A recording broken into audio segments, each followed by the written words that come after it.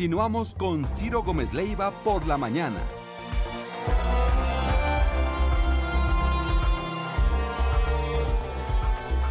Ocho con 9, Epigmenio, buenos días. Buenos días, Ciro, ¿Cómo te fue el sábado en el meeting del 18 de marzo y el presidente López Obrador? Hoy escribe sobre eso en Milenio, o a propósito de eso, escribes en Milenio un texto titulado Sin retrocesos ni medias tintas. Buen día. Buen día. Sí, me pareció un hecho histórico. Me pareció extraordinario ver una gran cantidad de jóvenes. Hay un cambio. López Obrador tenía una masa crítica de apoyo, digamos de adultos. Hoy vi muchísimos jóvenes. En los últimos actos he visto muchísimos jóvenes. En la marcha anterior, ahora. Y me hizo reflexionar mucho en un libro que leí hace muchísimos años, de Jean-Paul Sartre y Simone de Beauvoir, que tiene una foto fantástica de Sartre y Simone de Beauvoir hundidos en un asiento mientras se entrevistan al Che Guevara, en los primeros años de la Revolución Cubana. Y Sartre hace una reflexión que viene a cuento, porque dice que las revoluciones en América Latina son revoluciones de contragolpe, que fueron los Estados Unidos los que empujaron hacia la izquierda la Revolución Cubana.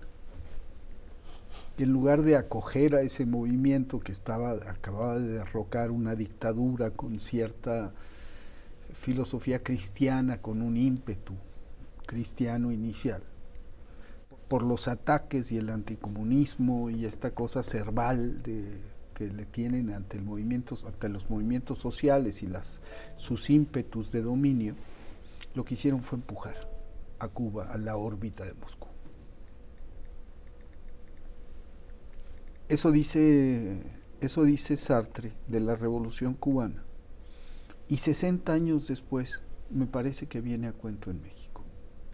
No hay órbita de Moscú, pero el discurso del presidente López Obrador del sábado es muy claro en el sentido de que hay que profundizar, dar continuidad a la cuarta transformación y hacerlo sin retrocesos ni medias tintas.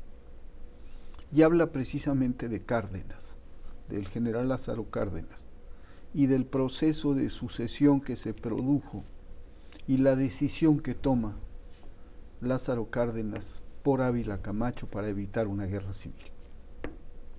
Decisión que, dice López Obrador, desata el inicio del proceso de perversión de los principios de la Revolución Mexicana. Paréntesis, interpretación que hace el presidente López Obrador. Sí. El general Lázaro Cárdenas nunca habló de la posibilidad de una guerra civil.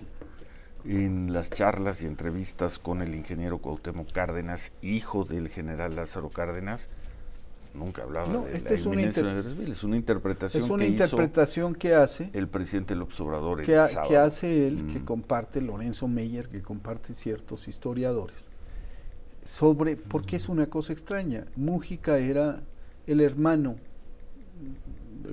de Lázaro Cárdenas, del general. Y era el hombre que encarnaba de manera más, digamos, pura los ideales de la revolución en aquel momento, su propia trayectoria, así de eso nos habla. Pero lo que yo creo es que en este país, y a estas alturas del partido, la derecha conservadora, en lugar de asumir su derrota electoral y trabajar en el plano electoral, se empeñó en una ofensiva.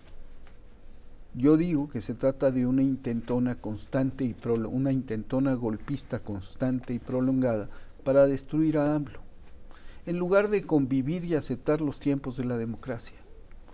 Intentona golpista en las redes sociales. En las redes sociales, sí. En los medios. En los medios, ¿quién ha con las campañas a López Obrador? Mira, los ataques contra López Obrador son constantes, continuos y muchas veces no tienen ni siquiera sustento. ¿En dónde? Las ¿En los medios? ¿En dónde? Un ejemplo de un... De la inmensa mayoría de los editorialistas importantes. Que critican lo que dice sobre Estados Unidos. Que critican sus palabras sobre la Suprema Corte, que es una crítica. No es así. Eso no es una intentona Ciro, golpista. Eso no es una intentona golpista. Hay un intento sostenido por desacreditar, deslegitimar, destruir a López Obrador. Lo ha habido. ¿Y cuál es el resultado?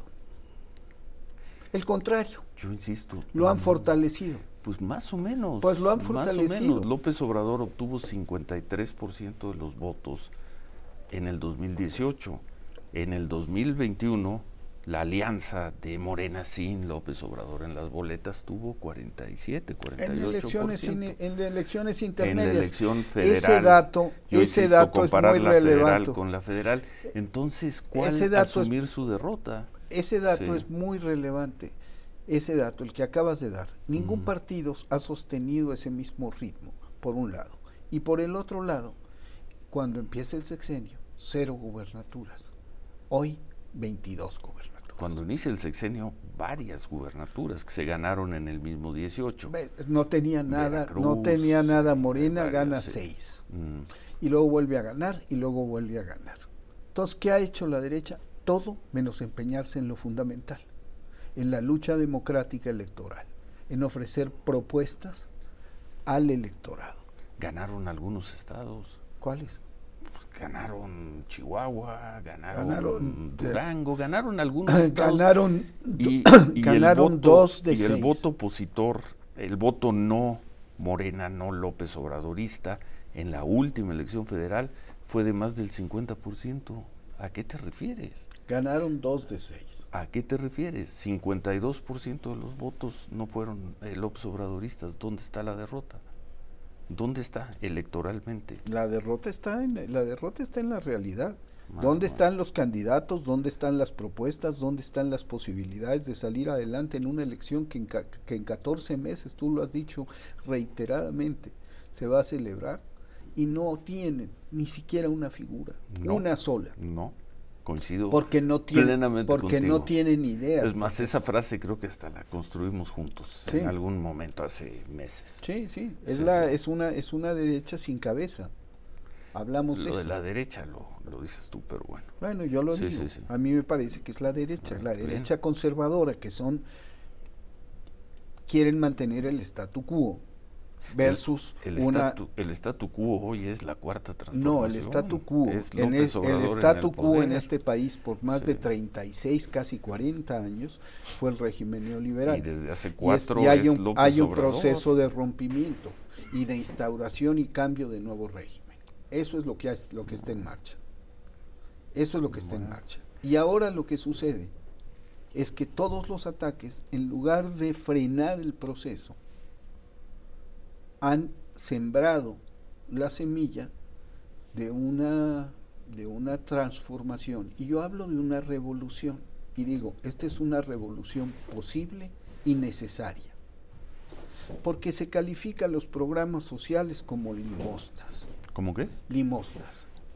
Y son acciones de justicia social. ¿Quién ha calificado los programas sociales de limosnas? ¿Quién lo ha dicho así? En las redes otra vez a las redes. Pero las redes son expresión. Pues en las redes actúa los estrategas de comunicación de la derecha, en los WhatsApps, en las líneas que se bajan a la población. No puedes negar que eso funciona. No, yo no niego que no puedes negar que millones de personas sí. acuden a esas fuentes, además de los medios de comunicación convencionales.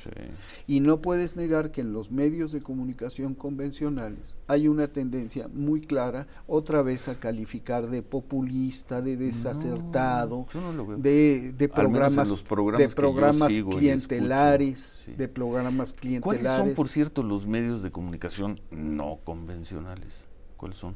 Los medios de comunicación, no las redes sociales. ¿Qué dices los medios de comunicación convencionales? ¿Cuáles son los no convencionales? Los no convencionales son los que se están abriendo continuamente, pues en YouTube, en las redes. O sea, no los medios electrónicos, no la radio y la televisión.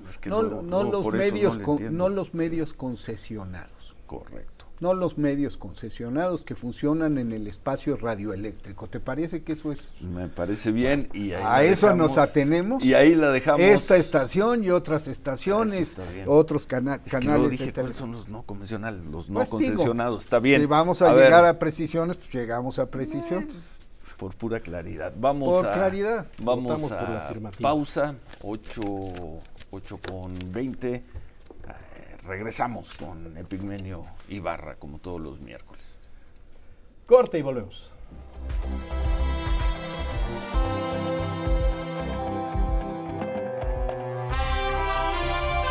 8:24, ¿en qué estábamos ayer? Bueno, ¿en qué estábamos antes del corte? Decíamos ayer, hablábamos de los medios convencionales y me preguntabas una precisión y te decía, los concesionados, los que operan con un soporte financiero radio, televisión, fundamental y llegan a grandes masas. Porque en este país todavía esos medios tienen un enorme poder. En este y en todos, ¿eh? En todos. 94% de share. Explícanos qué es el share. Sí, ¿no?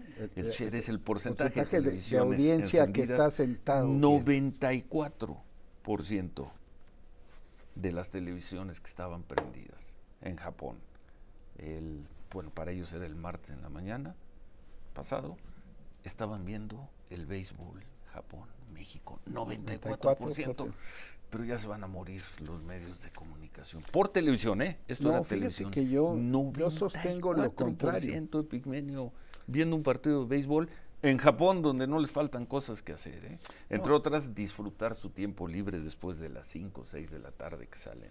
De eso se trata un poco mi texto. Yo digo, se puede gobernar. Sí.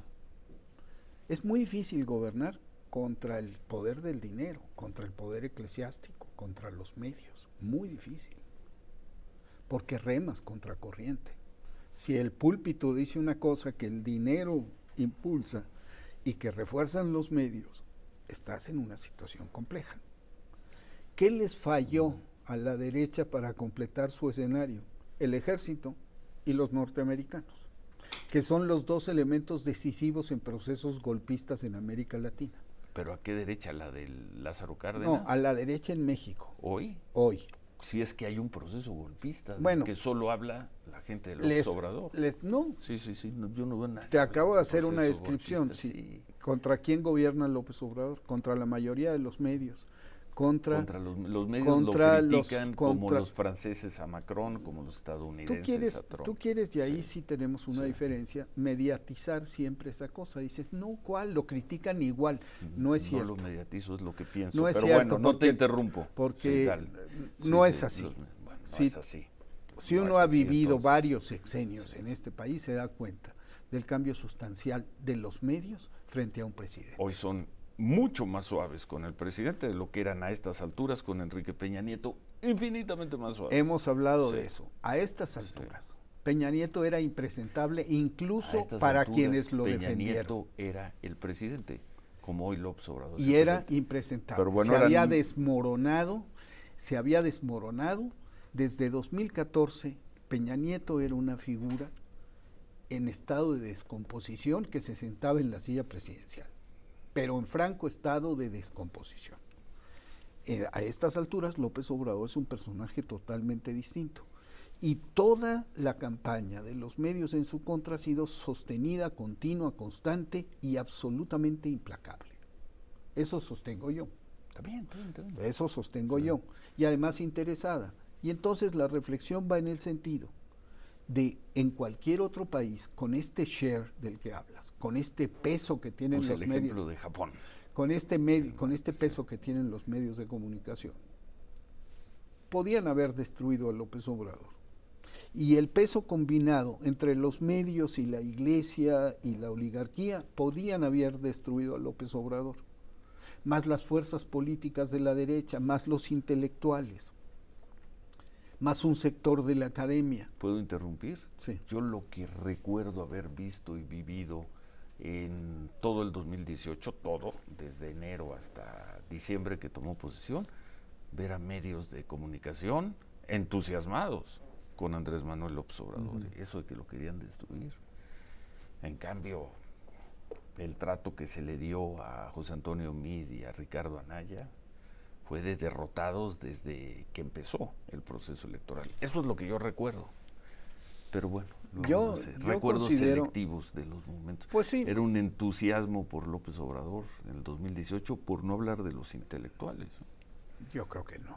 ¿Quién? Yo no creo que Krause haya mostrado un segundo de interés por López Obrador. No recuerdo un texto de Krause golpista contra López Obrador en el 2018, ni Aguilar tampoco Camín, ni de tampoco muchos de los intelectuales más importantes de este país. Habría que ir al archivo. Habría que ir al archivo y meterse a revisar. Ahora, ¿a dónde vas con esto de sin retrocesos ni medias tintas? Voy a esto de lo que estamos hablando. Gobernar contra esta constelación de fuerzas en cualquier país hubiera sido imposible. ¿Por qué fue posible? ¿Por qué fue posible?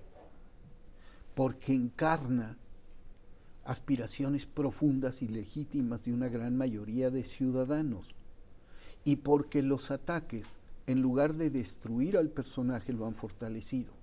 En lugar de limar y acabar con su relación con las grandes mayorías, la han fortalecido. Y porque los ataques, en lugar de amedrentar al movimiento y colocarlo en una posición de negociación y concesiones, lo han puesto en la determinación de profundizar, dar continuidad a la transformación de México, a la que yo califico como una revolución posible, una revolución única, porque es una revolución en libertad. Y eso, Ciro, no se ha producido en la historia del mundo. Es un proceso en marcha, vamos a ver cómo sigue avanzando, pero en lo esencial estoy de acuerdo contigo. Ese es el concepto de revolución, pero bueno, yo lo dejaría en una gran transformación político-cultural, más que económica, político-cultural, pero está bien. Que tiene sus perfiles, porque la ruptura de la supeditación del gobierno a la oligarquía tiene un peso económico brutal. Sí. Brutal. Eso creo que hay que reconocerlo. Cambió la ecuación de un gobierno al servicio con un gobierno que manda y obedece. Lo expresaba Germán Martínez en las mesas que teníamos antes de las elecciones del 2018. México necesita un presidente, decía Germán, no un gerente. Y tiene un presidente. Y hoy tiene un presidente que tiene una conexión cada vez más profunda en el momento en que está terminando con una inmensa mayoría de ciudadanos. Tiene popularidad. Conexión. Le invierte bien y con mucho éxito, con mucha inteligencia para mantener su popularidad. Más allá de los programas sociales, sus acciones de gobierno, hay también un trabajo de comunicación muy profesional, muy bien hecho y con un gran intérprete, que es el propio presidente. Pero el problema de la comunicación es qué tienes que comunicar. Bien. No cualquiera. Puedes tener estrategas de comunicación geniales, puedes tener campaña, si no tienes ideas. Si no tienes ideas y propuestas que son recibidas por la gente y de las que la gente se apropia, no hay comunicación que funcione. Entonces, López Obrador sí es un genio de la comunicación, eso sí, políticamente hay que decirlo, pero no es ese su fuerte. Su fuerte son las acciones de justicia social que se están tomando en este país. Eso es lo que pienso yo de esta revolución pacífica posible, que es una revolución amplia. Caben todos. En las revoluciones nunca caben todos. Ahora sí. Está bien. ¿Algo más sobre el sábado? No, me pareció una fiesta y me pareció una ceremonia de ratificación de un ideal, de unos ideales que son compartidos por muchas personas en este país. Y me pareció una expresión clara de lo que López Obrador llama la revolución de las conciencias. Sí hay conciencia en este país. Y esos a los que se califica de ignorantes, de lerdos, de gente que vive de las limosnas, esos tienen conciencia y claridad sobre lo que este país necesita. Y están dispuestos a luchar por eso. Y están luchando en libertad, pacíficamente y con democracia. Bueno, vamos a una pausa y al regresar, si te quedas un par de minutos más, te pedimos una reflexión, un comentario sobre Carlos Payán. Claro. Carlos Payán, que sabemos, aparte de todas las virtudes de Carlos Payán, fue un muy buen amigo tuyo, fue un socio. Socio, amigo, hermano. Socio profesional. Y te pedimos, antes de que te vayas, una reflexión sobre Carlos Payán, a quien dedicas tu columna de hoy en Milenio. Son las 8:35, hacemos pausa, volvemos.